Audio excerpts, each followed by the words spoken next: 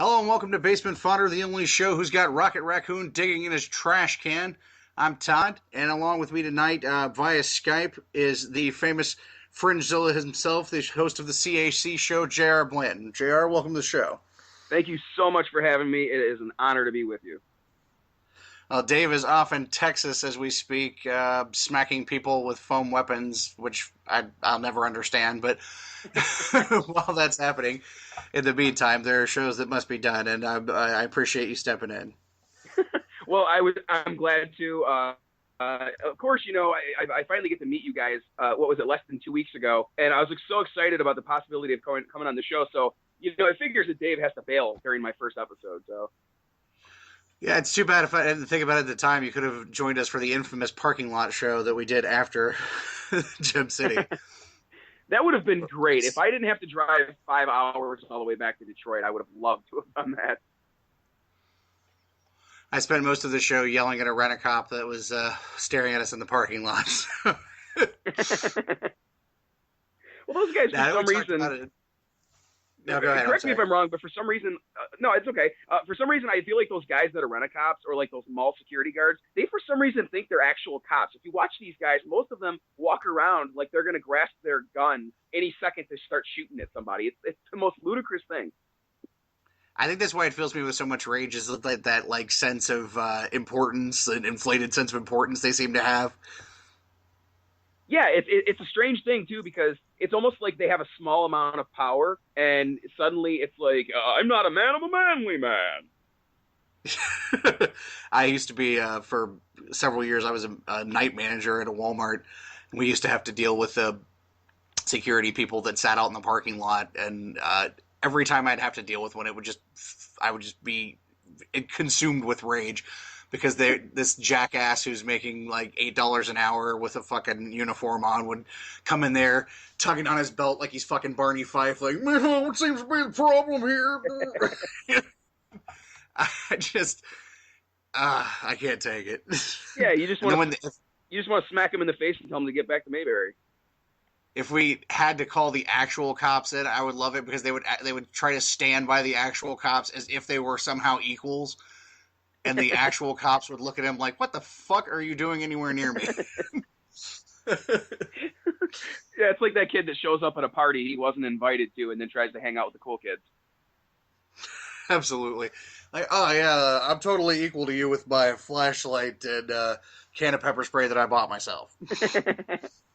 Yeah, the funny thing is they probably get paid the same amount of money. Probably. So did you have a good time at the Gem City Con? You know what? Honestly, I'm the kind of person, I've been to so many different cons. I've been to Motor City Con countless times. I can't even remember how many times. You know, I've been to Great Lakes the last 2 times. You know, I even went to Indiana, what was it, Indianapolis Comic-Con, the one that they just call Indiana, I think, Comic-Con, the one that was just this past March. Yeah. Yeah, I was at the first one that they did last year of that. And I gotta say, of all the ones I've ever been to, I think hands down Gem City was the most packed and had probably the best atmosphere, because usually you can kind of tell when there's a little bit of tension in the air, and you can see when, you know, it doesn't seem like things are going right. I did not get that feeling at all at Gem City. It was nothing but a pleasure.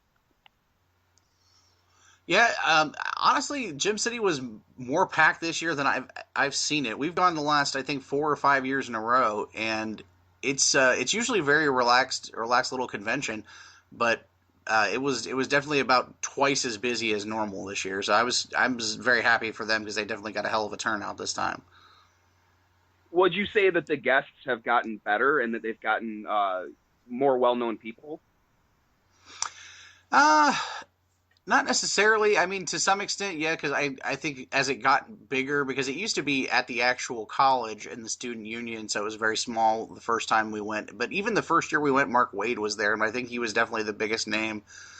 And he seems to be there every year, so I think he's probably got a pretty good connection with it. That's the first time I actually got to meet him for the first time at that show, and as a writer, as a comic book writer, aspiring at least, he's been a big influence on me. Kingdom Come is one of my all-time favorite comic series. Anything basically Elseworlds, but anything, his run on Flash is amazing too. But in the last few years, they definitely, as they've gotten bigger and as they moved over to the arena, they've added more people. But they're still staying in that sort of way where it's not, the let's invite celebrities sort of con. It's the actual comic book convention with artists and creators and vendors. Yeah, it seemed like it was a lot less cosplay than I've been seeing lately, especially when I went to Indianapolis Comic-Con. That whole building, it seemed like it was almost half cosplayers, and I'm okay with that. But I think the funniest part of Gem City for me, and I don't know if you were around me when this happened, but there was a guy that was walking past me and my wife. And of course, I'm there with my refrigerator dolly with 3 giant comic book boxes full of books that, I'm trying to trade away and stuff like that. So I'm not really paying attention to the guy, but as he walks past me, all I can hear, and this is a direct quote, was, "Thank God and baby Jesus that Rob Liefeld didn't show up to draw unproportionate feet and giant crotches and pouches for everybody." Best quote of Gem City for me. Yeah, I know a couple of people were disappointed that he wasn't there, but to be perfectly honest, I'm not a fan, so it does not bother me in the least. I know a lot of people are fans of characters that he's created, and as far as like Cable and Deadpool, and to be honest, I hate Deadpool. I like the concept of the character, and it has been an entertaining character, but it's been so overblown, and it's kind of like the thing that hipster comic fans and kids have latched onto. And we have like a running thing where every convention we go to, we count how many Deadpools and how many people that I want to kill. Well, that's the funniest thing about Deadpool is that that's a character that was just a ripoff. That's just a DC, or well, not a DC, but I mean, it's a ripoff of the DC character Deathstroke is all it is. Mm-hmm. So for people to latch onto that character, of course, Rob Liefeld doesn't have much originality. And what's hilarious to me is that somebody just recently posted on Facebook, and it's been getting shared around a lot, this thing, it said something like the 30 worst Rob Liefeld drawings or something like that. And I looked at them and I read the captions for every single one. And man, I'll be damned if the guy who didn't write that was exactly, precisely right in every single aspect of what he said, and how little it seemed that Rob Liefeld cared about his own art, even to this day, because some of those pictures that were used for the article are just recent. And it boggles the mind how bad a famous artist can be with his own art. Yeah, I just don't get it. Like, he is responsible for some of the worst, in my opinion, the worst artwork I've ever seen. Like, his proportions make no sense. It's I don't know what it is, but the faces of his characters seem like half size too small, and his body proportioning is absolutely ridiculous. There's that famous cover from the Heroes Reborn Captain America that he did where Captain America's chest is about 9 times larger than it should be. Yes. And someone did a skeletal drawing of that to show what the proportions would have to be, and it was one of the funniest things I've ever seen. I mean, honestly, and if you look at the way he, like when he did Spider-Man or when he's done characters like that, if you see the way that he draws movement, it's insane. Like, I can't fathom how people have ever gotten behind him as an artist. I've always, even since I was, a teenager reading comics, thought this guy is shit. Like, and I don't know him personally or anything like that, but I've also heard he's not exactly the greatest guy in the world either. And I believe that's the 3rd time he's canceled on an Ohio convention. So the Ohio convention runners are not exactly a fan. So yeah, I was perfectly fine with him not being there, although there were still multiple Deadpool people walking around that made me want to hurt them. Well, and I'm not the kind of person to trash other people's likes. I think that everybody has their own taste, and you'll never see me trash another person's art style in social media. That's not my style. And even if I don't like somebody's style, I'm not going to be like public about it and be like, this guy sucks and blah, blah, blah. But, the thing with that Rob Liefeld article was just like you just said, proportions and, his body movements and stuff like that, they're so bad. They're so god awful that there's almost no defense for it, especially with feet. He's so bad with feet, and if you look at any book he's ever drawn, any interior page, any cover, his feet are always so awkward looking that he usually either tries to hide them behind something like the floor, a hill, what have you, or he'll have their feet off camera just so he doesn't have to draw them. And what makes matters worse is he loves to put pouches and belts and stuff like around the high part of the thigh on a lot of these characters where there's no reasonable explanation for how it would stay in that same position without falling down to his kneecap. Yeah, Cable is the ultimate example. Cable and several of the other X-Force that he did on that run, absolutely ridiculous gravity-defying costumes that make no sense. Yeah, and guns that are as big as you and me together. Like, what the fuck could you possibly need this many pouches for? What are Batman doesn't need this many pouches on his fucking utility belt. What the hell is in there?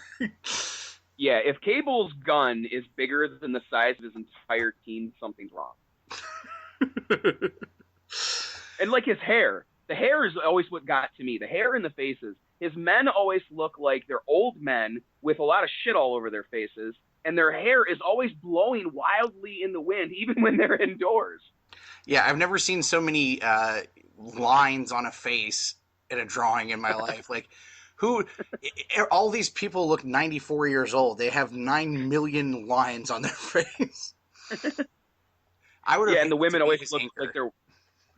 Well, I mean, his women always look like they've got 9 pounds of mascara on, too, which doesn't help. Yes, and 14-pound tits. Yeah, and of course, the body proportion, they always have to have an arch where their belly, kind of like goes out 6 feet before it comes back in, so. Yeah, which, my God, like, none of these people have spines. Yeah, well, if they did have spines, they'd be like the most lucky person on Earth. Mm. I think their spines are made of unstable molecules. Well, and that's the thing, is like I said, I don't like to sit here and trash other writers or creators, artists, what have you. And that's why I kind of got upset about the whole Frank Cho thing that's going on right now, is because if you look at the picture, and we talked about this off the air before, if you look at the original Milo Manera cover that he did for Spider-Woman, the variant cover, the reason people got so upset was because her ass crack came down to a point, to a fault where it looked like she was basically wearing body paint, because no outfit on Earth, even spandex, would come down to a tip like that. It's just physically impossible with any kind of material. So you can understand, why people would get upset, even though I think it was way overblown.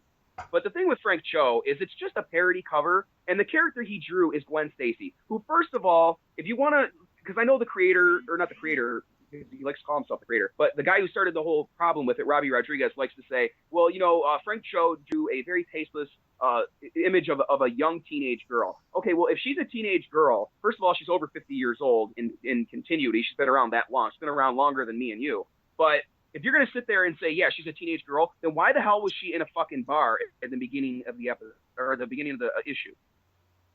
Yeah, it boggles the mind. Some of this, I get so fucking annoyed and so frustrated when I look at hubbub shit that keeps happening about covers lately. The Frank Cho thing is just something I just saw about.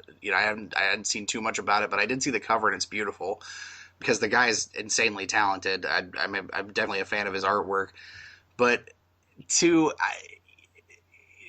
bring up the level of, well, it's a teenage character. I mean, talk to J. Scott Campbell about Gen 13. I mean, I read that comic years ago, and everyone in that comic is supposed to be 13, or at least initially. And look at Caitlin Fairchild's outfit, and I don't hear anybody screaming about, prints about Caitlin Fairchild. I mean, at the time, I'm sure there was some, horse shit about it. Then there was the Batgirl Joker cover that everybody raised the big stink over recently, even to the point where they had to fucking change the cover. Which was nonsense. Absolute fucking nonsense, because the cover looked fantastic, and there was really, I feel like if you think the problem that people were saying was the issue with that cover, if that's what you think that cover was trying to do, then you missed the fucking point completely.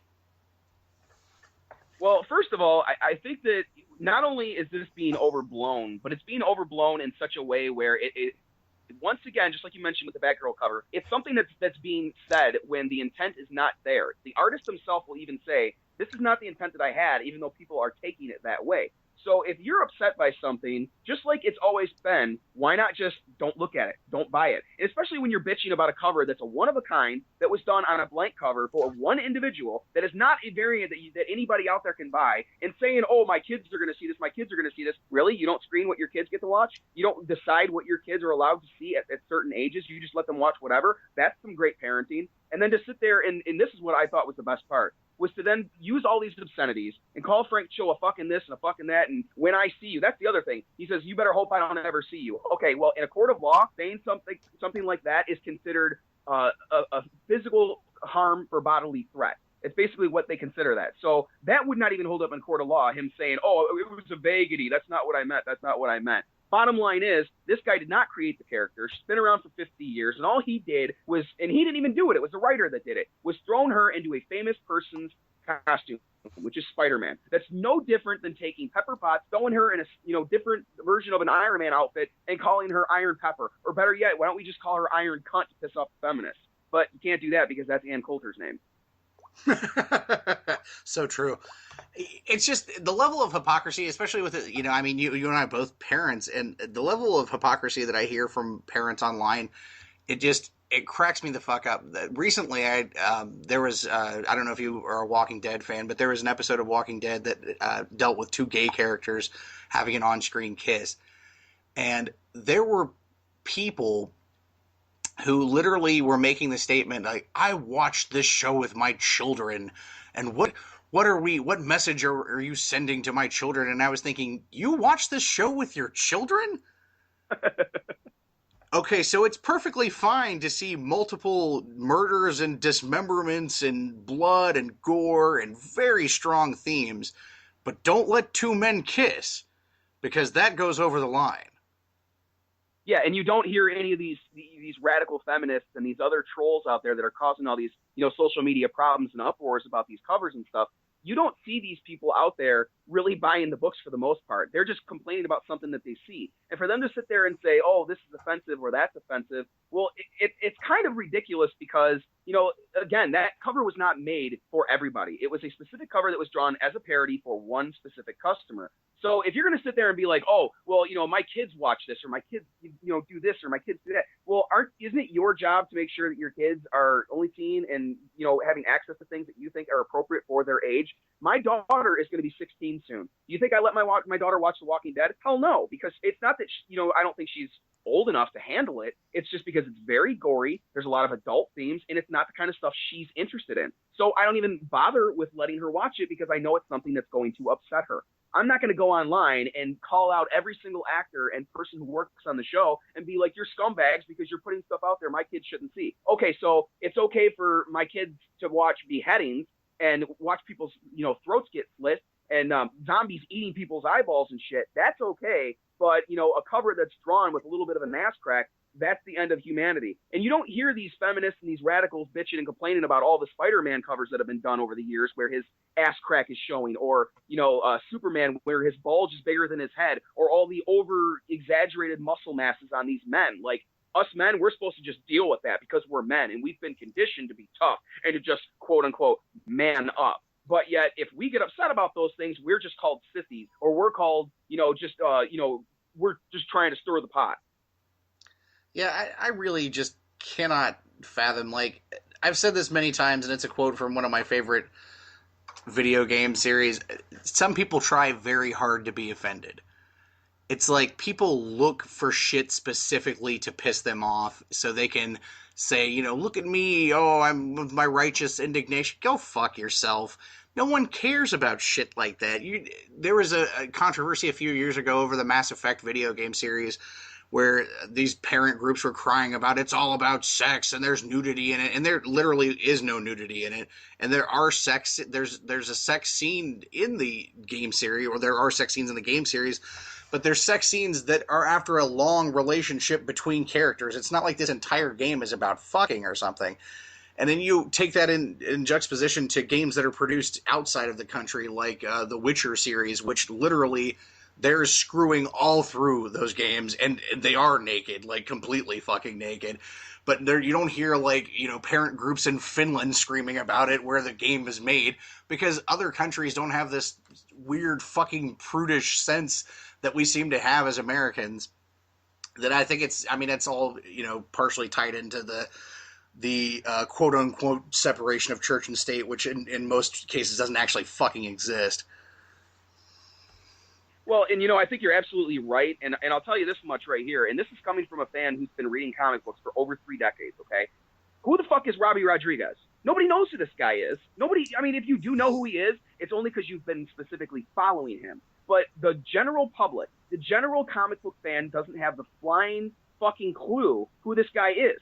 So for him to be screaming like this, and then, you know, to end his argument with, and I don't want to have a conversation about this because I don't have time for this shit. It's like, you can't go on social media, create a shitstorm, and then say that you're not going to talk about it after you're the one that created the uproar. And especially when you're calling out a creator like Frank Cho. I can guarantee you, Spider-Gwen be damned, it doesn't matter if this guy's at a convention with Frank Cho or not. Frank Cho, in 20 years, if he's still alive, will still have one of the longest lines of anybody at any convention. Fucking Robbie Rodriguez, that son of a bitch will be lucky if people know who he is in 2 years when he's off of that book that was going to sell in the first place because A, it had Spider in the title, and B, it was a beloved character who, again, he did not create, he just slapped into somebody else's costume, which, I'm sorry, there's no originality there. That's, again, you know, like I said, taking a character that already exists and using them doesn't mean you created them. It just means that you took a different spin. Yeah, I don't know. Like, honestly, before this shit started, I'd never heard of him. I don't really read current Marvel, and he's not anybody that. And once I looked at the artwork, he's not anybody that really, you know, caused any sort of stir in me. But I've been reading comics, you know, ever since I was probably 5 years old, and I never, you know, he's not anybody that's ever crossed my radar. But Frank Cho, I have a lot of respect for, and I just don't understand the levels of, like, any comic book artist. To me, the way that women are generally portrayed in comics, I don't really see how, you know, how you could get righteous about it, considering that pretty much all creators, well, not all, but a good portion of creators draw very unrealistic women in comics. Yeah, and I think that's the biggest issue here, is that if you're going to be somebody who's going to bitch and complain about women and how they're represented in comic books, then you need to do the same for the men, because the men are held to the same false body images and stereotypes that the women are. And I'm sorry, but comic book, the medium itself, is a fantastical thing. These are stories that are being told that are imaginary. 99.9% of these things came from imagination. They're not based on real events. So you're complaining about something that is intended to take you to another world, to take you to a place that's unlike this earth. So why are you wanting it to be like this earth so bad, with all the terrible shit and the bigotry and the double standards and all that garbage? It just makes no sense to me. So that's my argument, is if you're going to complain about the women, then you need to complain about the men too, because people like Frank Cho, there will always be a demand for his art. I personally don't care for, you know, a lot of nipples and bush and you know, beaver shots and stuff like that, or, you know, butthole shots. I'm cool about sexy art. But when you get into, like, the nudity, I don't really care for that, but I will still defend to the death people's right to do it, because I don't think that it should be my choice to tell them what they can and cannot draw. Yeah, absolutely. And then when it comes down to it, Frank Cho, ultimately, most of the women that he draws are actually much more real, you know, shaped women than a lot of other comic book artists. I mean, he's generally one. For sure. Yeah, he's generally one that draws a more realistic looking woman, like with, you know, curves and body, you know, structure that fucking makes sense. Yes, his women have curves, but they have realistic curves, and they don't all have washboard abs and, you know, unrealistic, you know, torsos and stuff that no woman on earth could have without having, like, serious health issues. Yeah, absolutely. It's just another fucking thing for people to latch onto, and that's the downside of the social media and the internet in general. It's just another fucking thing that people want to latch onto and scream and bitch and moan about, and then people will forget about in a week. Yeah, but calling out other creators and, you know, smearing them and their work and the work of other people similar to them, I think personally it's 10 times more damaging to the comic book industry than just that simple art on its own. Because again, if this is one cover that's being done for one person, it might not need to be shown to everybody. He only was showing it as a parody to kind of poke fun at how people gave one of his heroes some shit. So, I mean, I totally honor that. And I think that that's completely respectable for him to do that. And it's his right. It's his picture. He should be able to post it on his page all he wants. It's not like he was out there, flashing it for everybody in the world to see. Mm-hmm. And the worst part about it is that this is, unfortunately, in my opinion, it's going to probably lead to the death of the blank covers. We're probably not going to see many blank covers after this because there's so much controversy being made over the possibility of said covers. Which is really too bad, because the blank covers have created a really a good tool for artists to make money on commissions, and a good tool for just covers, to happen that you never thought you'd see before, to give you some sort of power over a comic. And I really hope that doesn't happen, but I have to agree with what you're saying. Well, DC's gone from doing, I think, one blank cover. They started doing like one or two blank covers a month. Then they kind of petered out a little bit, and we're doing like maybe one a month. And there were months where, they didn't do any, but they would follow it up like maybe two or three. And, they were kind of like just thrown into the titles. It wasn't always necessarily for a zero or a first issue. So it was kind of cool that you have the option for all these different titles.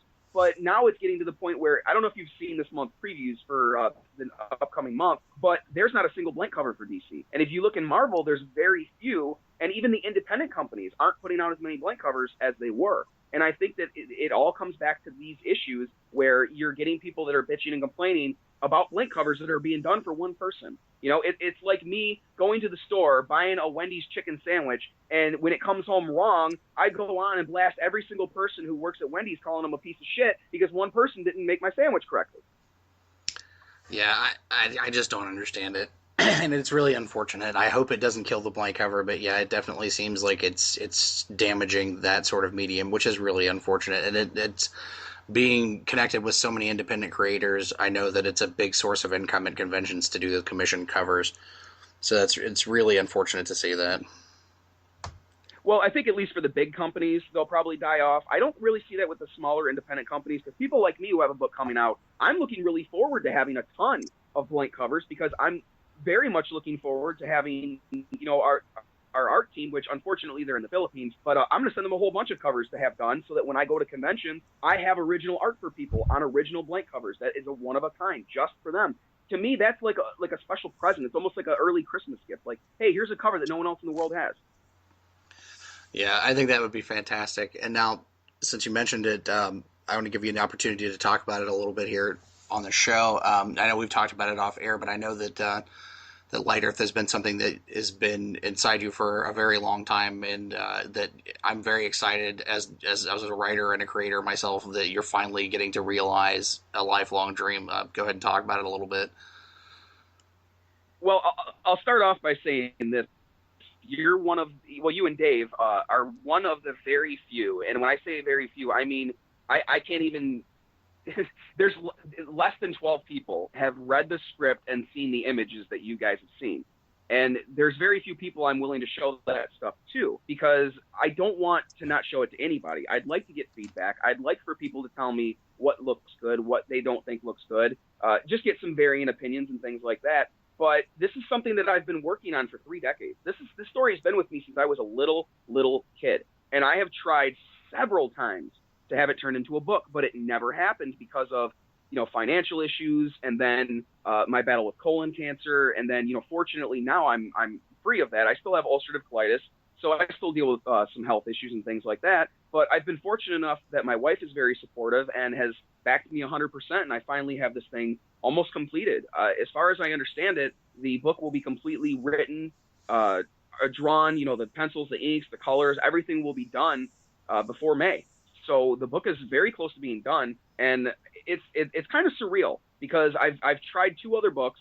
One of them didn't succeed on Kickstarter. The other one did, but even to this day, 8 months after the Kickstarter went through, it still isn't even half done. So I did what I thought would be the honorable thing, and I started to refund everybody their money, and I'm still going to send them a digital file of the book when it comes out, even though they're getting their money back for their inconvenience.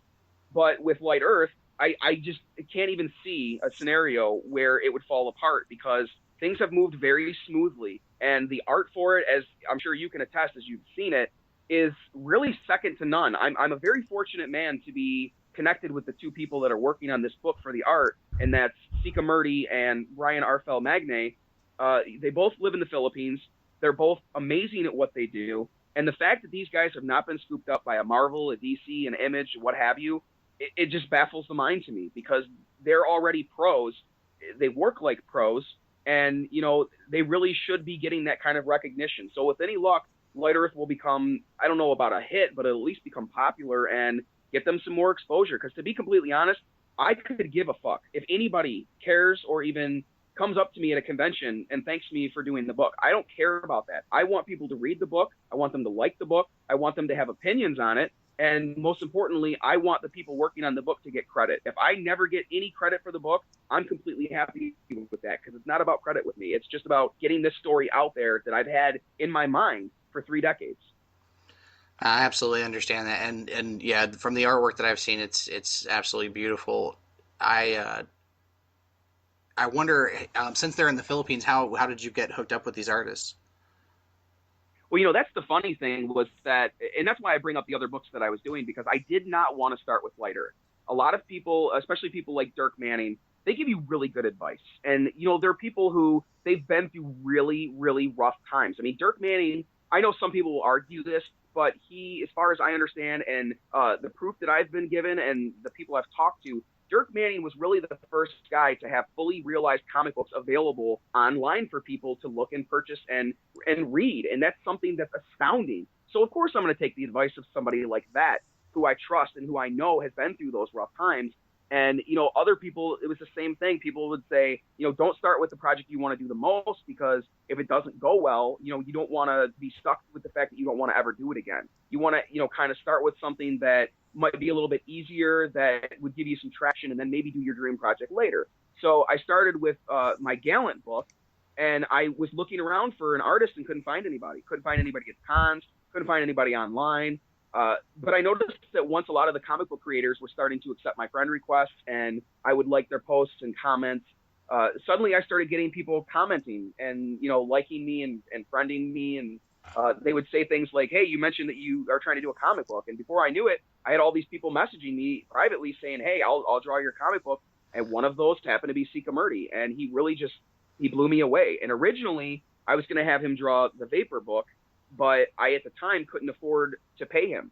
So I figured I'd kind of put that on hold. And then when I had the money to get Light Earth started, I contacted him right away. And I said, hey, if you draw this book, you will be doing me such a service because I love your art. And I've seen him draw fantasy stuff before. And just like the pictures I've been sending you, it blows me away every time I see it, because it's above and beyond what I expected. Not because I don't think he's a good artist, but just because when you have something in your mind for so long and you're finally seeing it visualized on paper, it's a surreal feeling. Sometimes it's brought me to tears, and I'm not afraid to admit that. It's brought me to physical tears because it's, knowing that you've almost died and you're getting a second chance to try and achieve your dream is something that I mean, it's a feeling I can't even explain. No, I totally understand that. I mean, any writer, has the want to see his work fully realized.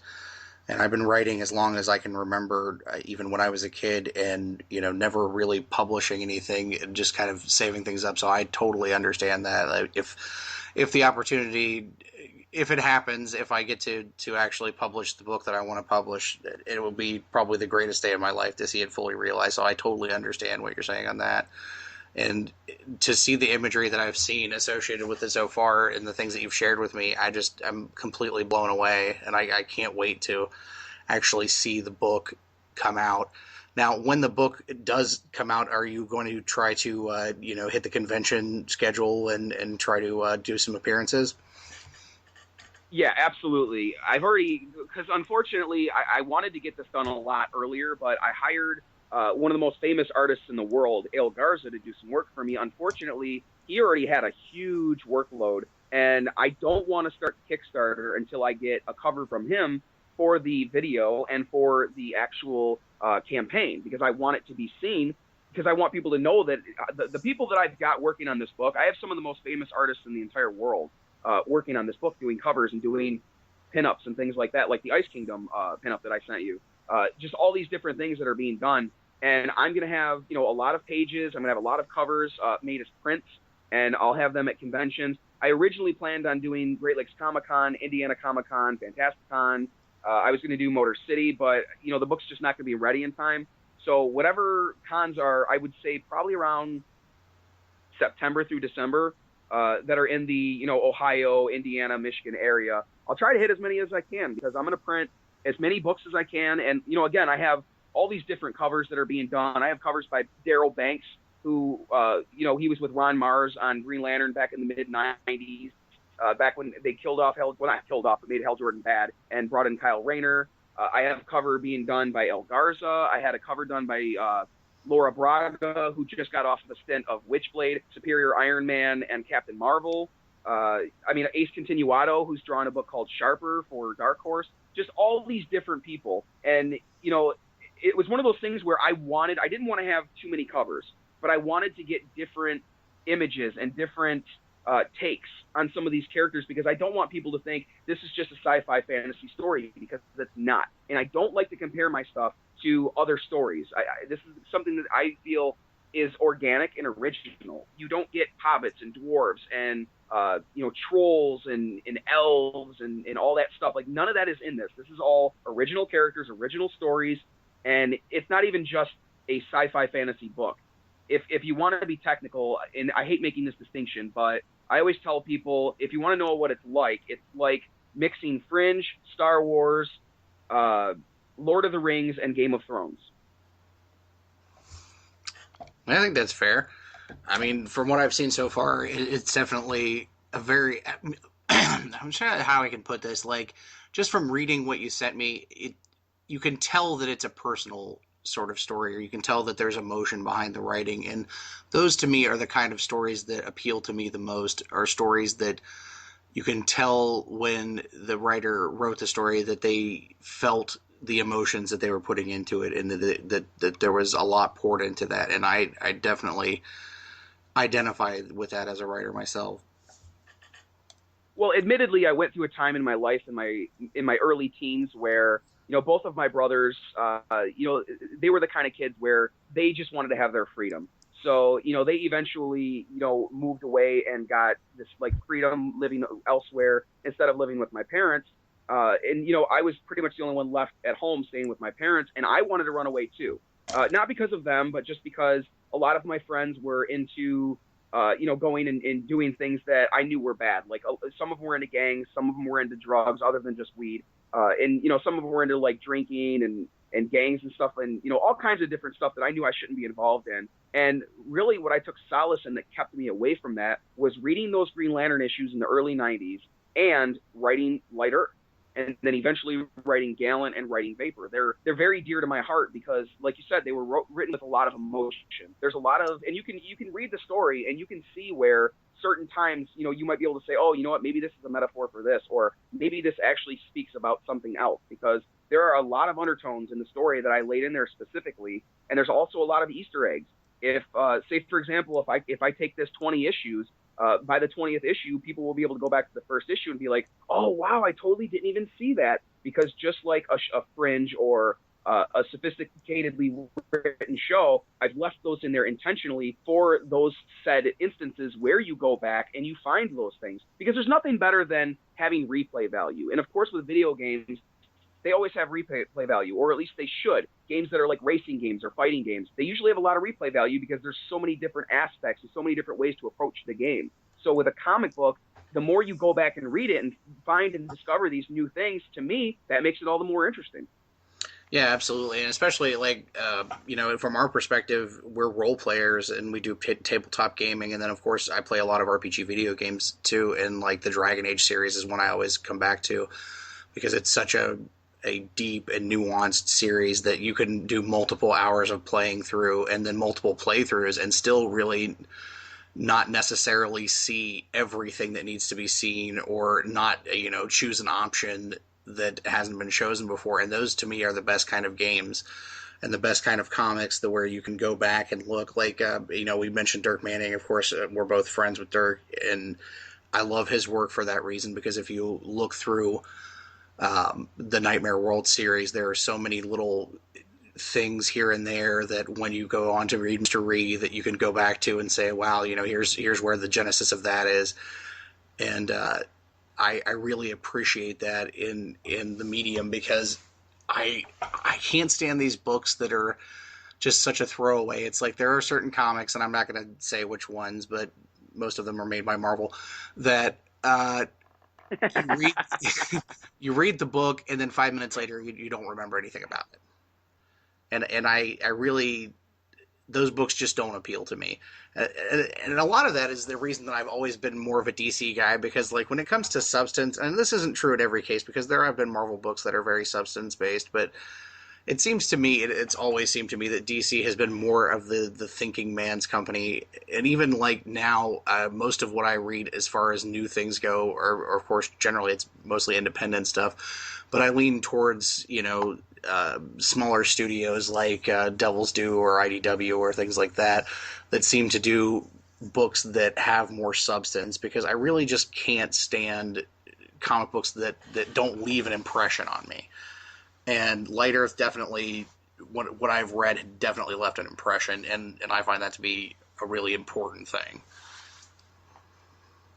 Well, thank you. I appreciate that. And to be completely honest, I've been through this before where, just like you, I'm now a bigger fan of the independent scene because of the fact that, with all the editorial garbage and the mismanagement and the constant nitpicking and changing of writers' scripts and artist art and the constant micromanagement that goes on with those big companies really dampens, what they're doing. And it really, to me, makes me more uninterested because, yeah, I like reading about characters, Green Lantern, but when he's having the same kind of adventures month after month after month after month after month, and status quo is the same, nothing's changing, you're not bringing my interest full forward with you. You're just kind of keeping me stagnant to the point where I'm going to get like, okay, well, why am I buying this book anymore? And I don't want to do that because I like supporting books that I like and that I care about. But just as you said, when you go to the independent scene, that's where you find a lot of those books that have more substance because there's more originality there. There's more thought-provoking processes that go on with these creators where they go, I want to do something different, which is what I did. I wanted to do something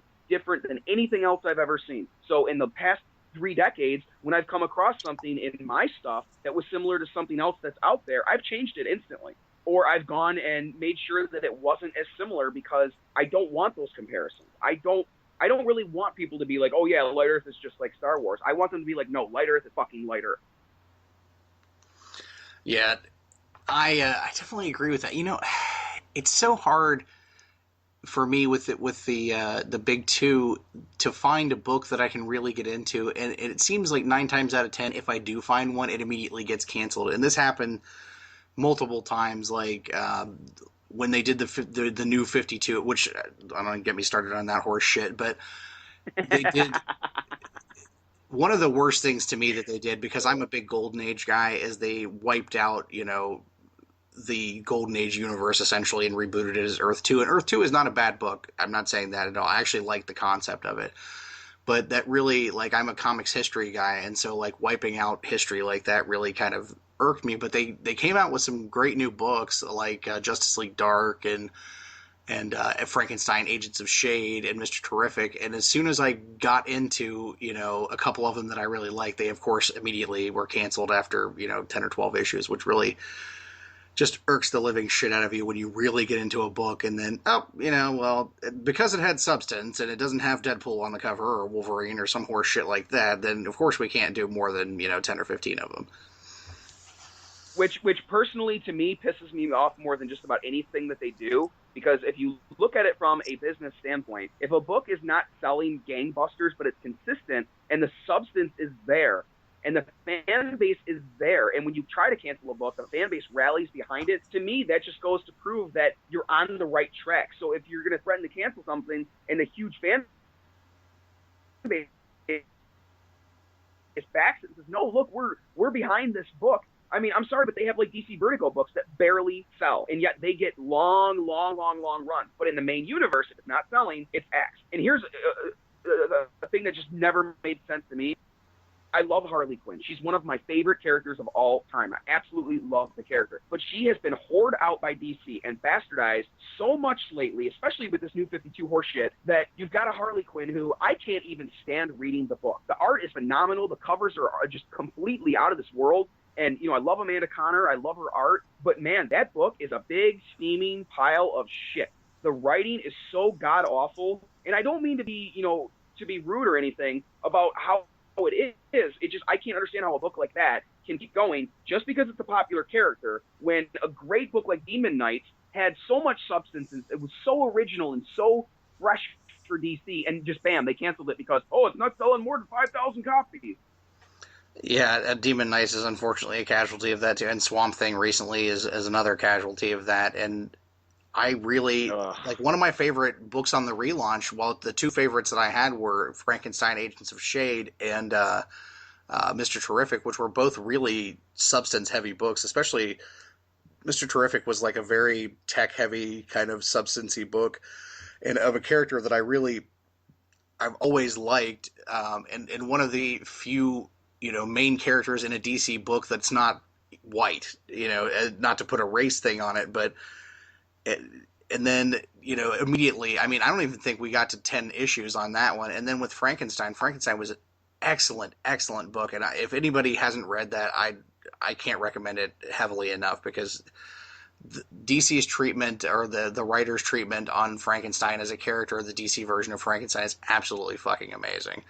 And of course, because it's such a good book, it couldn't possibly sell, so we immediately must cancel it. And that it really kills me.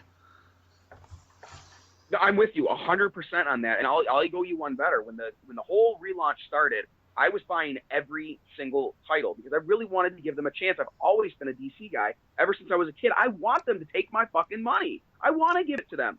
I mean, yeah, I would say half of what they put out was a big turd. I haven't liked the Superman garbage since it restarted, or the Batman stuff. And I'll tell you, the Batman thing, and all I'm going to say on the Batman thing is this: if you're going to try to tell me that with his rich history and his rich legacy, that Batman has had 5 Robins in 5 years, you're fucking crazy. Yeah, I can't read Batman books anymore. I just got to when you were saying about Harley Quinn, I definitely agree with that. And the Batman universe has just been shit all over so much, to the point where I can't even force myself to read a Batman book. It's been so diluted and so, ass backwards and fucked over, and the character is so misunderstood at this point by the people creatively that are handling it, that I feel it's complete shit. And then Superman, it hurts me in a way, because I'm a huge Superman guy, and the first thing I ever learned to read as a child was a Superman comic book, because I just had to know what was going on. That I forced myself to learn how to read at almost 5 years old, which everyone thinks is a joke, but it's the God's honest truth. And to see what they've done to Superman, which is essentially turn him into some jackass frat boy with superpowers, just rips me to shreds, because this is an important and an iconic character that has been around for over 75 years and been basically the gold standard of what you do in a superhero book. And to reduce all that history to the horse shit that they're putting out now, it just absolutely kills me. So I want DC to take my money, because I love the rich history of characters, but and I used to say that DC was better than Marvel because it respected the history that it put out, but these days I can't say that as much anymore. With the 52 relaunch, they completely killed such a huge part of their history that it just makes it hard for me to want to buy the books. Well, and they went so far above and beyond to damage what they've created with Superman. Because think about it, Superman is not just an American icon. Superman is a frickin' symbol for peace. Like, even in other countries, people who know who Superman is an icon. So you take that character who you own, who is basically your baby. I mean, you could even say they value Superman more than Batman in some cases.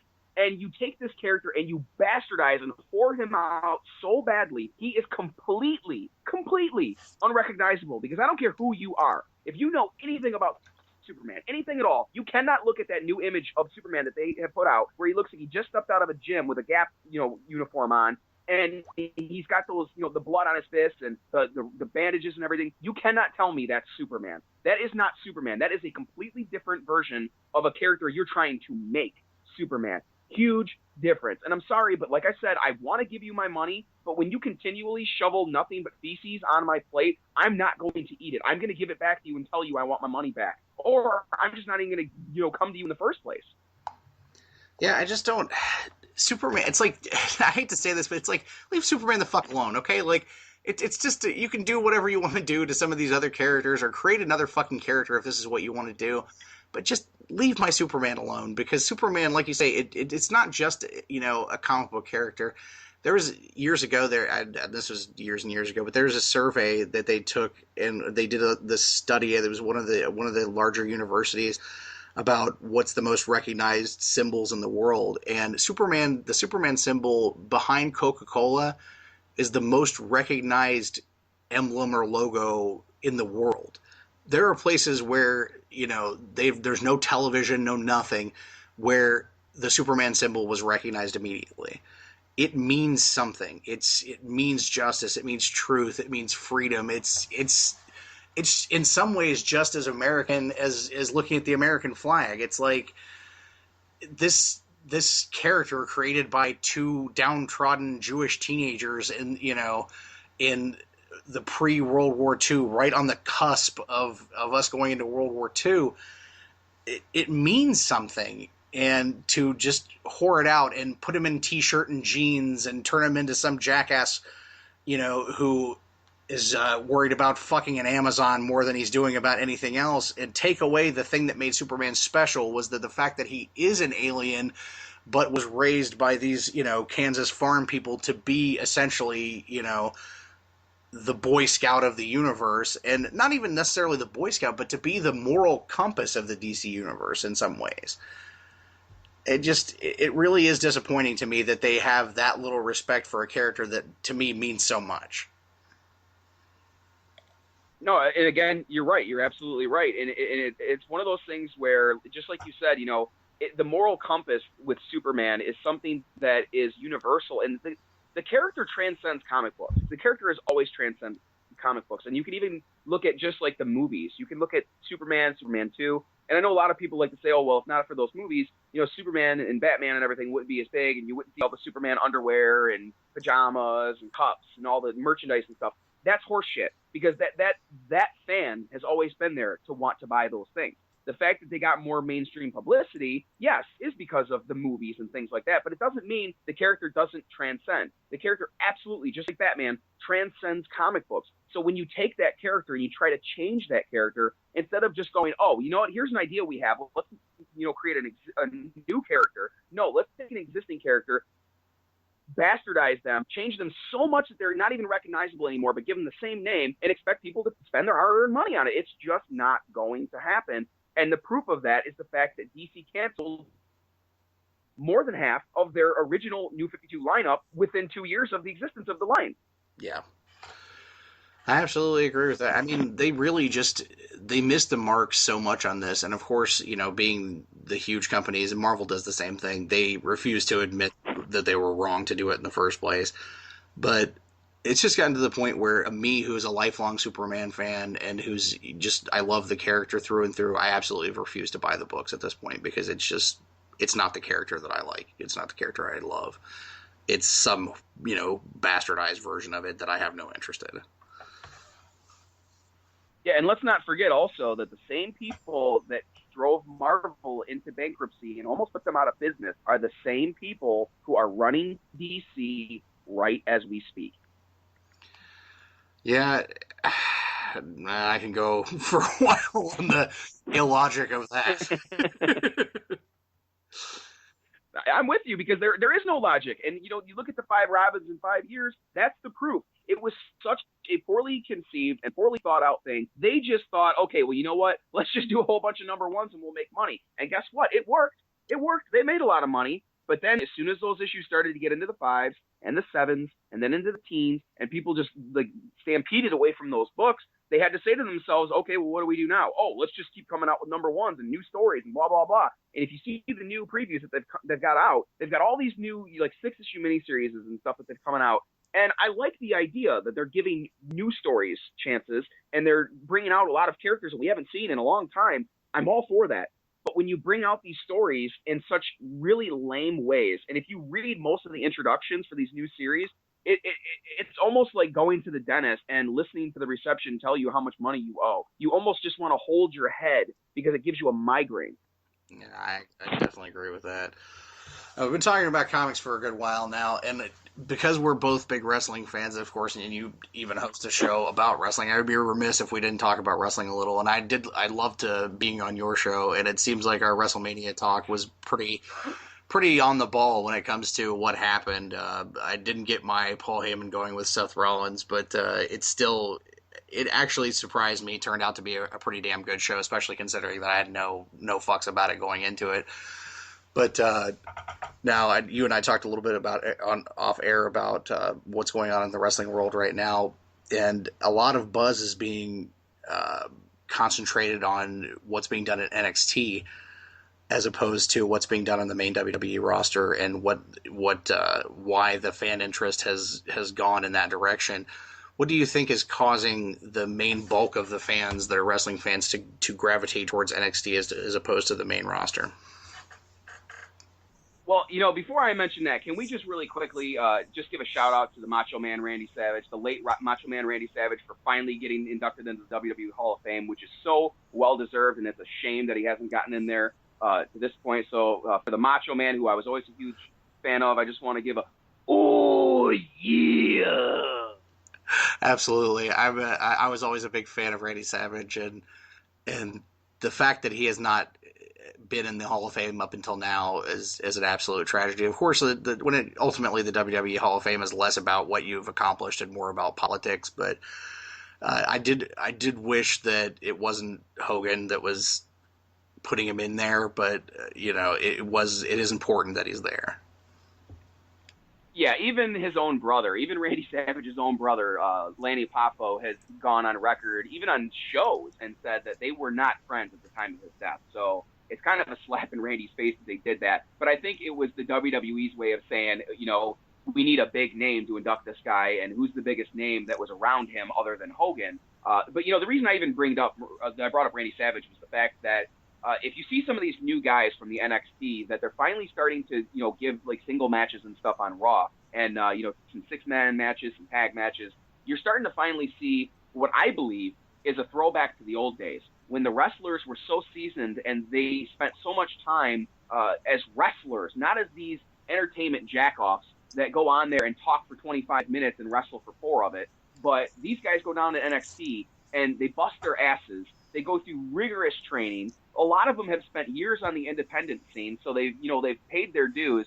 And then they finally, get a chance to be shown, and the fans go crazy. Well, why do you think that is? It's because of the fact that the fans are used to a crappy PG product. They're not used to a product where it's all about wrestling. They're used to a product where it's all about entertainment, and it's about the show. Well, you know what? I'm a huge wrestling fan, have been since I was a baby. I'm not going to get into the story, but I've literally been watching wrestling since I was a baby.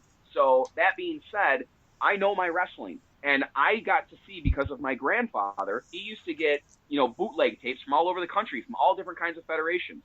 So in the 80s, I'm watching, USWA, and I'm getting to see AWA, and I'm getting to see Stampede Wrestling, things that other people aren't getting to see unless they live in those regions. So I've been around some amazing wrestling, and I've seen some really crappy wrestling. And I can tell you that looking at WWE and then looking at what NXT is offering, I don't know what they've done or how they've managed to do it, but they have built an incredible stable of talent. And when you have a talent stable like that, you have to expose it. You have to use it and, get what you can out of it. You don't want to overexpose it, and you don't want to expose it too early, but you do want to make good on it and not keep it stagnant. And right now, there's nothing hotter in the wrestling world than NXT. Yeah, and it definitely shows in the in-ring quality. I have to give Triple H credit, because I know that NXT is definitely his baby, but I have to give him credit for going out there and actually getting talent that in some cases I never thought I'd actually be under, a WWE contract. Look at all these guys that are have come up through NXT and then are coming up onto the main roster. Guys like, right now Seth Rollins is WWE champion, and I remember watching him as Tyler Black years ago, and honestly never thinking that I'd see him in a WWE ring, or even Daniel Bryan, as much as the issues have been with that. And then to have them sign someone like Hideo Itami really surprises me. Of course, they had to change his name because they absolutely must own everything. But I love to see what's happening in there. But what I fear is that once they do get called up to the main roster, unfortunately, that's still controlled completely pretty much by Vince and Stephanie, and their vision for what wrestling is not the same as what's going on in NXT. And I fear for some of these guys. Like, I know that certain guys have been signed recently, and one of my all-time favorite performers in the modern era is Samoa Joe.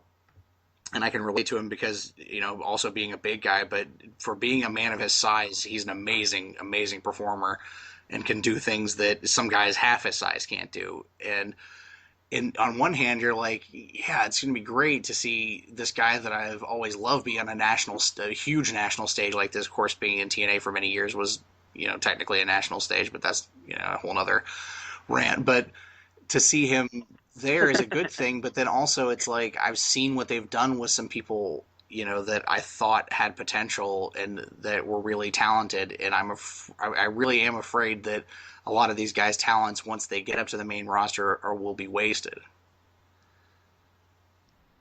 I agree with you on that. I absolutely agree, and I think that it's happened before. You look at guys like Sin Cara. They brought him in, who used to be El Generico, El Mystico, whatever. He comes in as Sin Cara, and the guy is just so awful, botches so many moves, and, is just really terrible to deal with backstage and everything, to the point where they let him go. And, he was a huge bust. Somebody who they invested so much money in that guy, in marketing, in commercial time, in everything that they did, and, TV time even. And he just was a huge bust.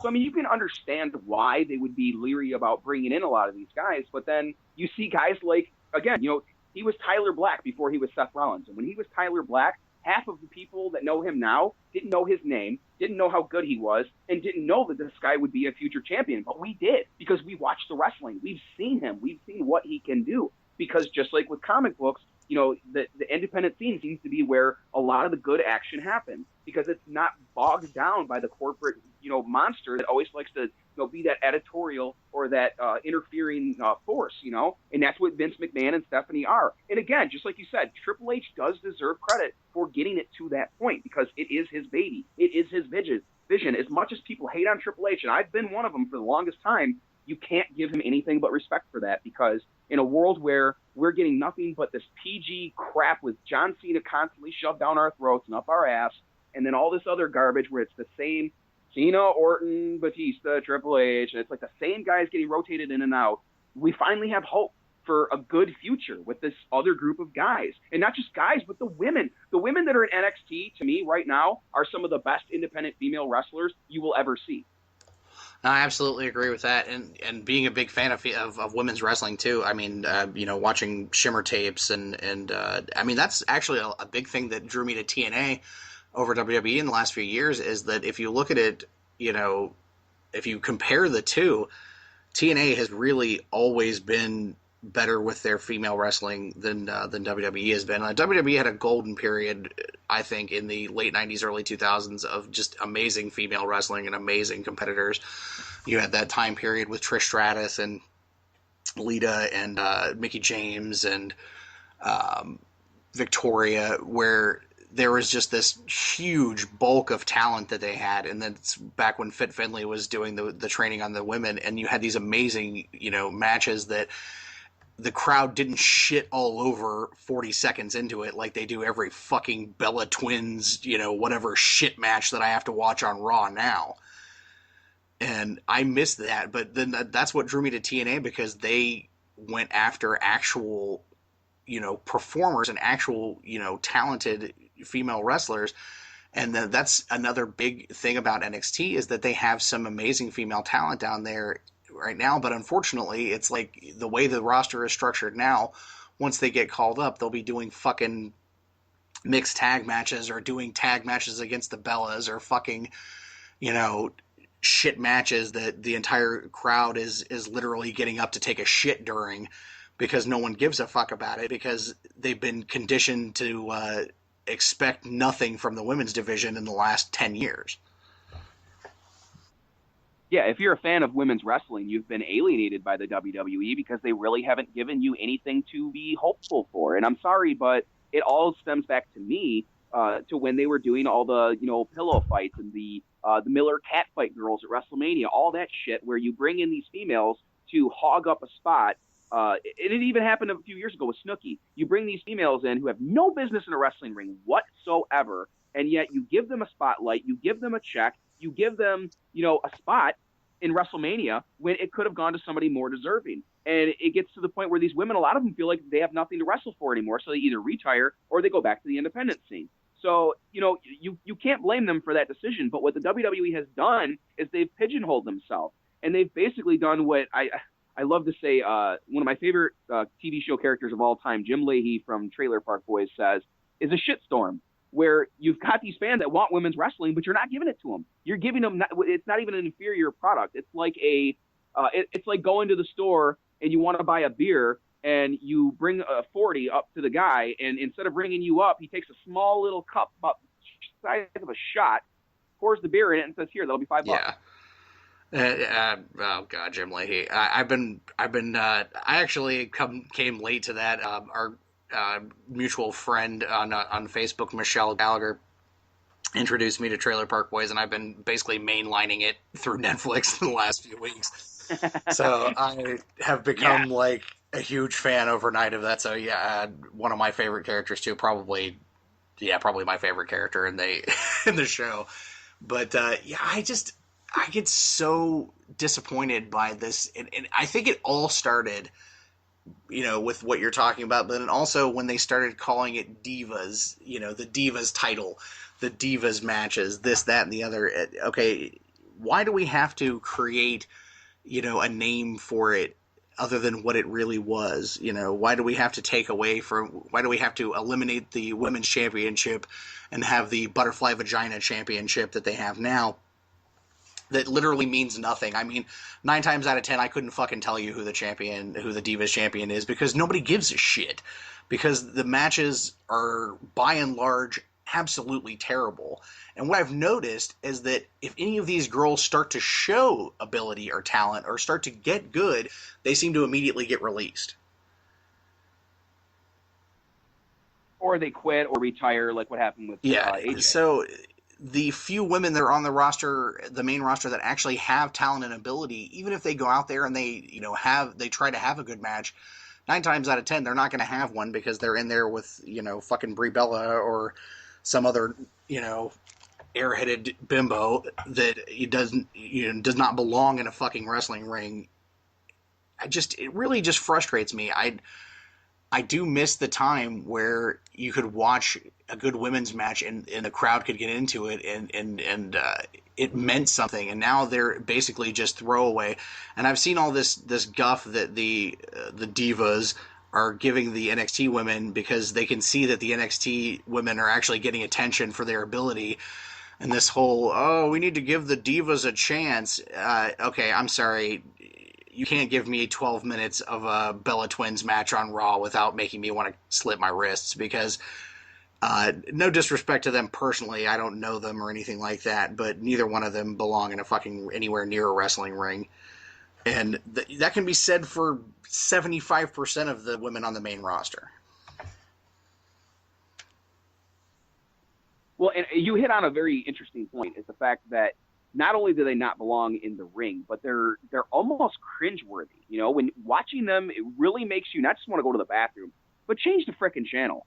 And I hate to be like that, because I love wrestling. I love to watch wrestling, and I want so badly to get behind them. But the quality of the matches is so awful. And, I mean, at least Brie Bella improved. At least she did improve. I mean, she's not great. She's not even good, really, in my opinion. But no, but I mean, at least she can wrestle in a match. She can wrestle, and it not look terrible. But when you get Nikki involved, who can't wrestle for a damn, and I'm sorry, has one of the worst personalities I've ever come across. And because from what I've heard in interviews and from what I've talked to people personally about that have met her, that's how she is in real life. She's just a very arrogant, nasty, mean, almost like cheerleader kind of attitude, where it's that I'm a cheerleader and I'm better than you kind of thing that you get in high school. Which not all cheerleaders are like that, but some of them, just because they're a cheerleader, think they're hot shit. It's same thing with football players. Sometimes a guy gets on the football team who could be a nerd, but as soon as he's on the football team, suddenly he's hot shit. And it's like, well, dude, you got no skills, man. So don't be sitting here acting like you are what you're not. And that's what you're getting with the Divas division, is you're getting a bunch of pretenders. You're not getting contenders. You're getting women who can barely perform in a match, barely. And you've got all these other women who are just dying to come up and are getting the attention, and rightfully so. They deserve it because they've put the time in. The Bellas have not put the time in. I'm sorry. And I know that they like to sit back and say, oh, well, for a few years there, we were only used as like eye candy and blah, blah, blah, blah. Well, whose fault is that? Get in the ring, impress them, show them what you can do, and I'm sure you'll change their minds. Look at what Stone Cold Steve Austin did. They didn't believe in him. Nobody in the WWF gave a shit about Stone Cold Steve Austin. It wasn't until he came up with the idea for the Stone Cold character and shaved his head and did everything that he did that they finally got behind him, because they said, wow, there's not just potential here, but there is a potential Hall of Famer here. We've got to get behind this. He basically gave them no choice. They had to take notice. That's what these women have to do. Instead of bitching that these other women are getting attention, do your job better. Yeah, it's not even just the women when it comes to that, too, because I feel like the male roster has gotten to that point. And I hate to dump on John Cena constantly, but I do hate him. And I'll tell you why. Like, I don't hate him as a person. And Dave and I have talked about this. Of course, I know you listen to the show and stuff. But Dave and I have talked about this a million times. As a person, I have no problem with John Cena. In fact, I think he's a pretty damn good person as far as what he does for, charity and the kids and all that shit.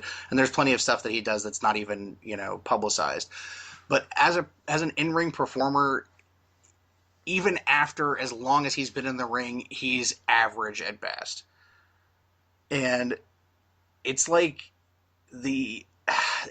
that's the standard now, is to be passable instead of trying to be the best that you could be, or trying to go out there and impress somebody. It's go out there, have a 6-minute match. Every match looks exactly the same. It's the Hulk Hogan formula. But at least in the time of Hogan, at least there was more variety, but now it's to the point where all the matches are this way. And there are guys out there that have a huge amount of talent that are on that main roster, but then you've got, half of those guys are stuck in gimmicks that make no sense, or, unbelievable shit, or they're in the New Day, or, pretending to be the Miz, or some horse shit like that, or, pretending to be Mr. Sinister. They're half of the people that I want to give a shit about, I can't, because I know they're not going to go anywhere. Right. And I don't know how you feel about this, but watching matches with John Cena against guys like, say, The Miz or Rusev is literally like having laser eye surgery during a colonoscopy. I will say that I did like the match that Cena and Rusev had at Mania. It wasn't like any kind of fucking 4-star, amazing thing, but per their standard, it was pretty good. Yeah, I think that it was much better than anybody anticipated. And I think that's what was great about WrestleMania. And I've talked about this on the CAC show, too, is I know that so many people out there were a little pissed off that Daniel Bryan wasn't in the main event, and there was, a couple of other things people were pissed about. But in general, overall, that was probably the best WrestleMania that we've seen in at least a decade. Yeah, I was really... Now, I know, Dave and I spent an hour and a half ranting about this last week, about WrestleMania in general and recapping, and I could spend an entire show talking about Triple H's fucking entrance.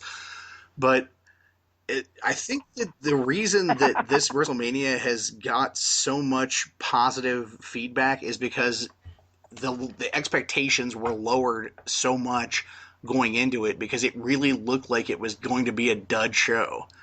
And I think because it wasn't, that it's really, people's opinion of it have definitely inflated. Now, I'm not going to take anything away from it, because it was a good show. But me personally, the best WrestleMania I can remember is probably WrestleMania 17. as far as one of my favorites, and as far as an all-around fantastic show, and with the main event. But I think also the main event had a lot to do with people's opinion of this WrestleMania 2, because of what was done in the main event was such a good piece of booking that people were so shocked by the amazingness of the high finish on the show that it colored the opinion of the rest of the show. Because ultimately there were a couple of matches on that show that were the drizzling shits, and especially the Sting and Triple H match and the Divas match. Yeah, the Triple H match was clearly just another throwback to the Attitude Era with Monday Night Wars, and they just wanted to once again get one over on WCW, and you can understand that. But that match was awful. It wasn't that. I mean, I don't want to say that it was complete shit quality, but I mean it did not have my interest whatsoever, and the entrances were beyond ridiculous. I mean, things wasn't nearly as stupid, but Triple H is like. The guy's ego must be like 10 times bigger than his head, because that entrance is the most ludicrous, stupidest entrance I think I've ever seen, next to the Shockmaster. And that is speaking volumes. I literally cried with laughter watching that. I have never laughed so hard watching it. It was the most self-serving, ridiculous horseshit I have ever seen. Dave and I think, went for 20 minutes talking about it. It's just so fucking ridiculous. Nothing about it made any, and it was so low rent. As for a company that has as much money as they do, to put out something like that looks so fucking horrible and so cheeseball and awful, and then put Schwarzenegger in the Hall of Fame. I know that they put random celebrities in there for different reasons or whatever, but you could tell this was just another big, let's latch on to a big celebrity who might give half of a shit so we can get a little bit more fucking publicity. And you've got this horrible 1992 looking graphics on the screen trying to be Terminator, and then you cut to Schwarzenegger who looks 4 million years old. It's time to play the game. Fuck you, man. Like... It's all just ego service and shit. And like Triple H is, what, it kind of kills me that it was him too, because he said some of the better, more interesting entrances. Like the King of Kings entrance is one of my favorite ones that they've done. And then to like, it was such a fucking joke. He comes up out of the ground with this idiotic looking fucking shoulder piece on that he can't move in. Then those two guys run over with the fucking T-800 skulls and hand them to him in batches, and he's like, "Roar!" And then just drops them and walks away. It made no fucking sense. And what made it worse was that they're outside in broad daylight doing this shit, which to me, like, this is what kills like a wrestling show to me, is to have it be in broad daylight during the day. Because it really, a lot of these entrances need to rely on the darkness or the ability to manipulate the lighting. And man, it just really was painfully fucking obvious that, and even in the dark, it wouldn't have worked either, because it was just so stupid and hokey. But my God, I was literally embarrassed to be a wrestling fan watching that. Yeah, it was painful. It was absolutely painful. And if you would have at that moment cut to, Schwarzenegger, you'd probably see even him holding his head in disgrace. Because that, of course, this was just, again, another self-serving thing. It's just Triple H. His ego is so huge. I mean, I'm sure that before that even happened, Schwarzenegger, because if you go back and you look, Schwarzenegger was gone. He went to a seat, but he wasn't there before the match.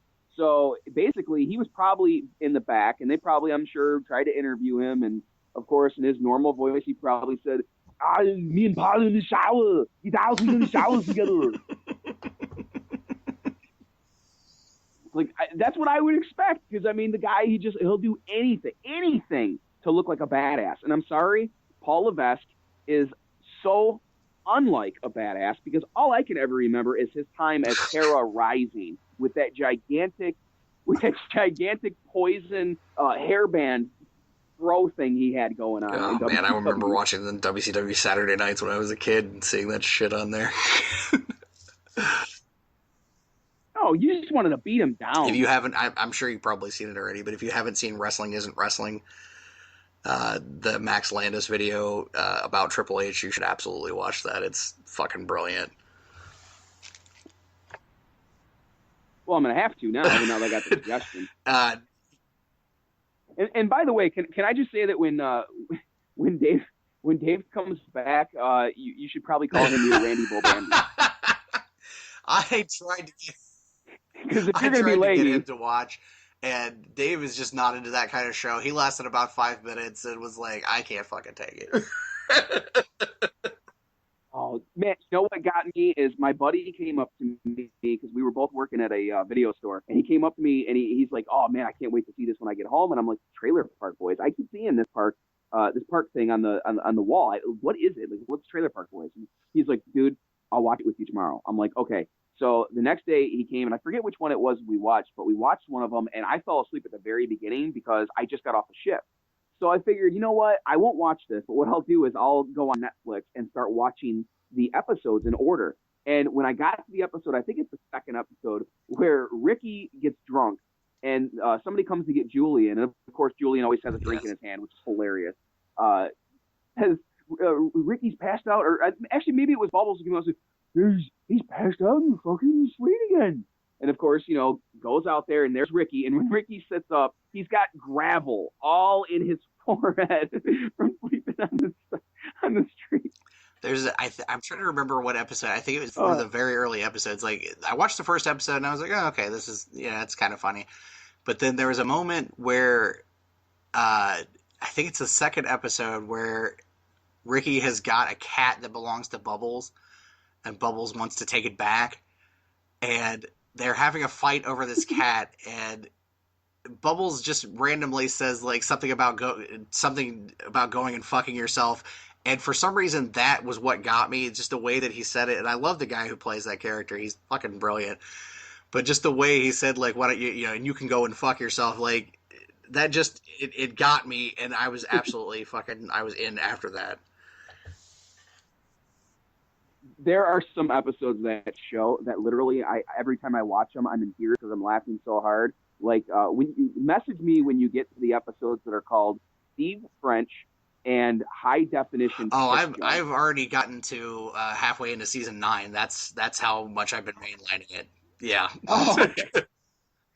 Okay, so you that episode, especially the Steve French one, where the bobcat has seen all the weed in the field, and then they find out it's just fucking cheating. So I love that show so much. I don't know how this sorry, Basement Fodder fans, how this, I don't know how it degraded into a talk about Trailer Park Boys, but if you've never seen it, that's fine. We can talk about it here because Dave won't talk about it. So, Dave, you have no idea what you're missing, and now forever your name will be Randy Bolton. Or maybe I'll just call him Smokey. I have to say, one of my favorite gags from the current season, or the newest season, is when they go back to the trailer park, and of course they've outlawed booze, and they take Julian's drink away, but his hand is still in the position of holding the cup at all times. Solid fucking gold. The show is genius on so many levels. You have to wonder if like like Raw, for example, if Vince McMahon and Stephanie and them decided, hey, you know what, we're going to follow like what this Trailer Park Boys does, where we're going to just constantly keep people's interest, you'd have me. You'd have my money. I'd buy so much merchandise, and I'd be practically humping my screen every time wrestling is on. I don't know, there's something about, like, I think that part of the issue is the 3-hour Raw.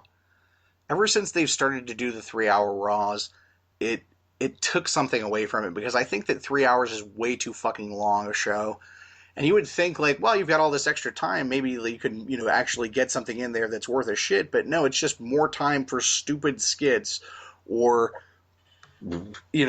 interviews that make no sense, or awkward silences, or more fucking Michael Cole talking, which, God, is never a fucking good thing. Well, you hit the nail right on the head, man. It's absolutely not supposed to be a 3-hour show. It's too long. And if it is going to be a 3-hour show, you would assume that they would want to load it with wrestling matches. But that is actually bringing up a good point. And I don't know if you've heard this or not, but Shawn Michaels and I think it was, who else was it? I think it was Ric Flair used the word wrestling during the Hall of Fame, and the WWE was pissed about it. And it's like, it's World Wrestling Entertainment. It's in your fucking Yeah, name. and you can't say belts, you can't say wrestling, you can't actually call moves in a match. Like, I can't remember the last time they fucking called moves in a match, which kills me because I grew up on Jim Ross and I grew up on fucking, Mike Tenay and guys like that who actually called a fucking match instead of just sitting out there, fake laughing at each other's fucking jokes and jerking each other off and shit. Like, Michael Cole is the bane of my existence when it comes to fucking wrestling commentating. I and what is terrible about that is that the last few weeks since they've done this injury angle with Michael Cole, they've had Byron Saxton out there who's even fucking worse. He's got me to the point where I was wishing Michael Cole was back. I mean, Michael. I think that was the idea. I think they're atrocious on commentary, both of them. Like Michael Cole, when he originally became the head of Raw, and I said to my wife, I said, I'm going to hate this shit every week now. I'm going to fucking hate it because every fucking week I'm going to be going crazy because this guy is going to make me want to put a bullet. Michael Cole makes Tony Schiavone look like Gordon Soley. I can't. I can't do it. I've rarely in my life seen worse commentary than they have now, and that's why matches don't fucking mean anything, and that's why you have to have so many promos and that are overwritten these days, because when commentators actually fucking commentated and they told the story and the match told the story, it didn't require 25 fucking minute Triple H promos and overwritten shit like that, and to have Roman Reigns go out there and tell a fucking story about Jack and the goddamn Beanstalk. Like, I don't get why we have strayed so far from the thing that actually fucking works. Because it's not wrestling anymore. That's the main problem. It's not about wrestling anymore. It's just about show. And they're so, God, they're lost. I mean, it's the best way to describe it. They're lost. They're literally lost. They have no idea how to control, manage, and make their own product sustainable. And it's to the point now where you have to wonder, is WWE even going to be around in the next 20 years? And you know what? There's a few times since I've been watching the product that I've thought that, but it's a valid point. I mean, look at the decline of the wrestling product in general, and look at, I mean, Spike has dropped TNA, and TNA is now on Destination America, which basically, from what I've seen, seems to be a channel full of hillbillies hunting for Bigfoot. And their viewership has dropped from 1.9 million viewers a week to somewhere around 400,000, which is a huge, huge decline. And during the Monday Night War, there were, 5.0s and 6.7s and 7.4 for ratings. And then they're happy now if they break a 3. And I really don't see a bright future unless something changes.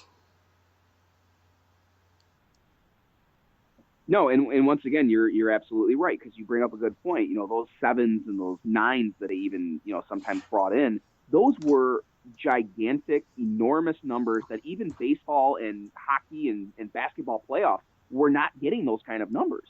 And the only kind of other thing that was getting numbers like that at the time was really when you had like the Super Bowl. So I mean, it just makes sense that you would think that they would try to stay relevant and that they would try to stay into the consciousness of the, not just the casual viewer, but the hardcore fans and the dedicated fans. To satiate them is not hard because they don't ask for much. They just want to see good quality wrestling, and they want to see it, consistently.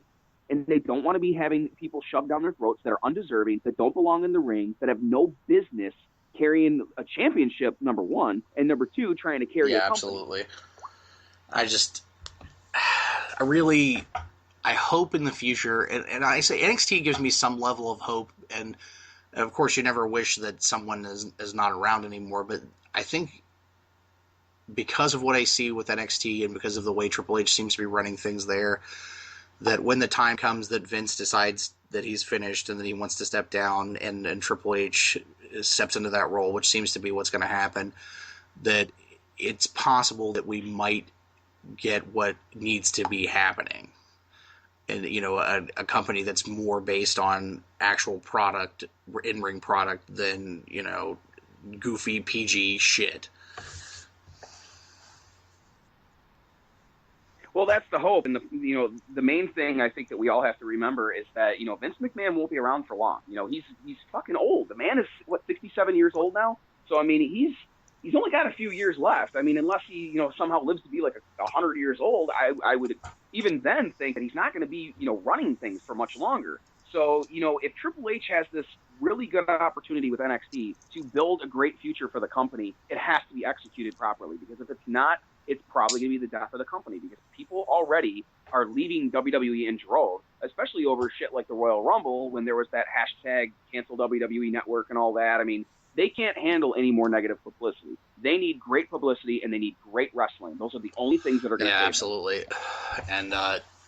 And they need to start actually paying attention to what their fan base wants instead of trying to pander to the lowest common denominator.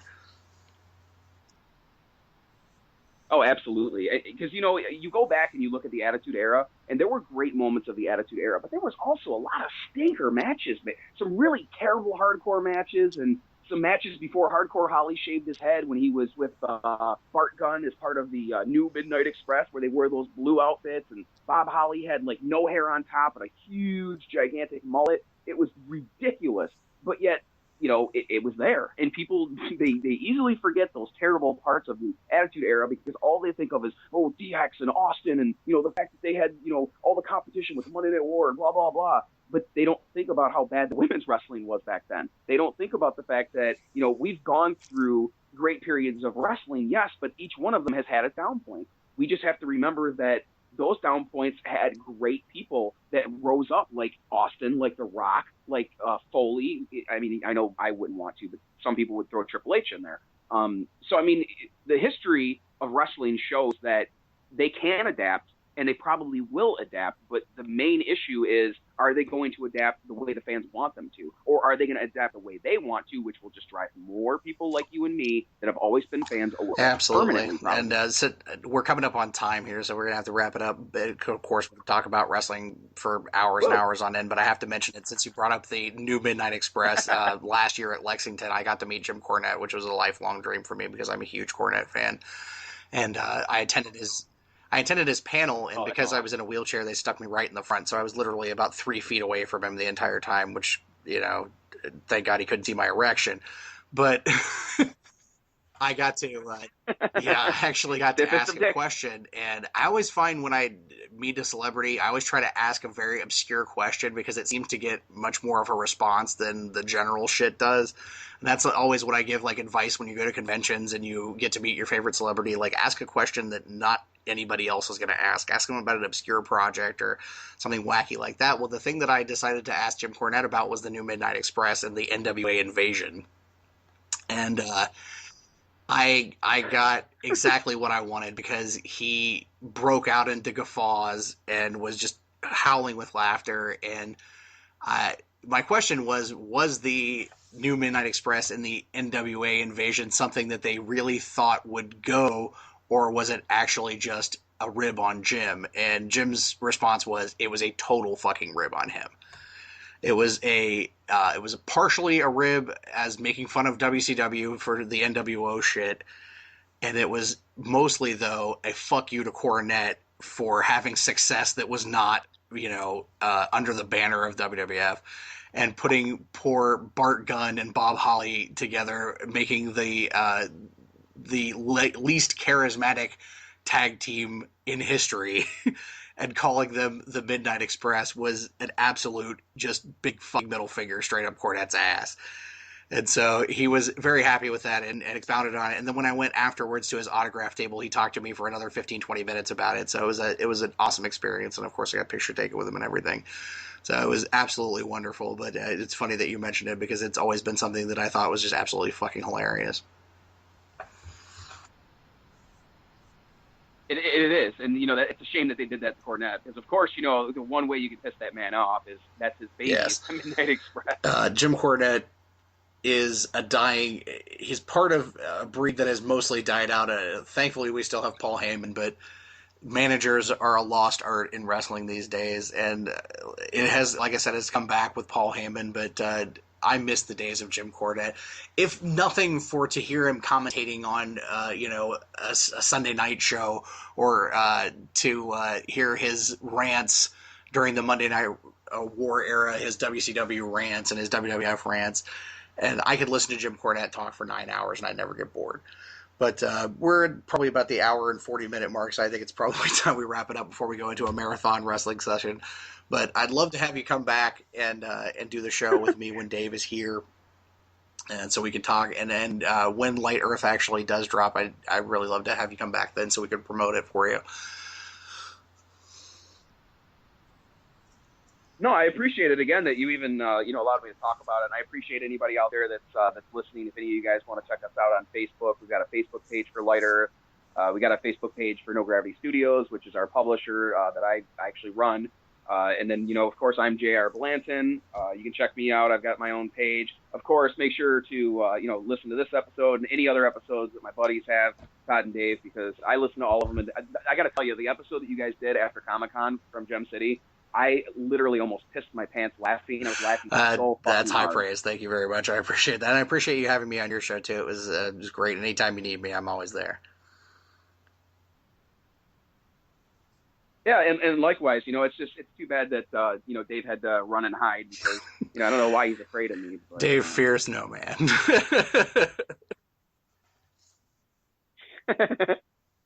Actually, when I first met you guys, because of course we met at that Hardee's because I got lost. I thought it was pretty funny because you guys mentioned me like right at the beginning of the show, and I was like, oh, that's cool. I get mentioned before anybody else that they know because I got lost. Yeah. I wasn't trying to call you out on your getting lost. It was funny the way it happened. But it's funny because where you went was actually where the con used to be. So it just kind of fit. Like, if you would have been there 4 years ago, it would have been perfect. What happened was that the GPS that we were using, it wasn't working right, so we had to use like Google Map or something like that, and it told us to go to the wrong building, and we didn't know if all we had to do was just go down like, what was it, another like half a mile or something, and then there's another center. We just But didn't it's know. a blast, and I hope I get to see you in person here again sometime soon. Well, we're going to go ahead and wrap it up for this week. It's been a hell of a fun show, and I do have one more thing to slip in here. I did receive a Facebook message, and this one was from our mutual friend Michelle, and I'm supposed to tell you, sir, that you are rockin' awesome. I love you, Michelle. I love Crystal and Mike and everybody. You guys are all awesome. You guys are like my family. So thank you all for listening to this. And definitely thank you guys for supporting my buddies here because this show is quality. And it's such an honor to be on here, man. I appreciate it. And please go to the Mayhem and Chaos group on Facebook and listen to Michelle and Crystal's new show, The Mistresses of Mayhem and Chaos, which I have the distinction of naming myself, and I just listened to their episode with Howie Nolchin, and it's absolutely fantastic. It's 2 hours long, so it's a time commitment, but it's a hell of a lot of fun. So check that out, and check out JR on Facebook, and please support Light Earth, and support indie comics in general. But that's going to wrap it up for this week from the basement. I'm Todd, and he is JR, or the famous Fringezilla, and until next time, the basement door is closed.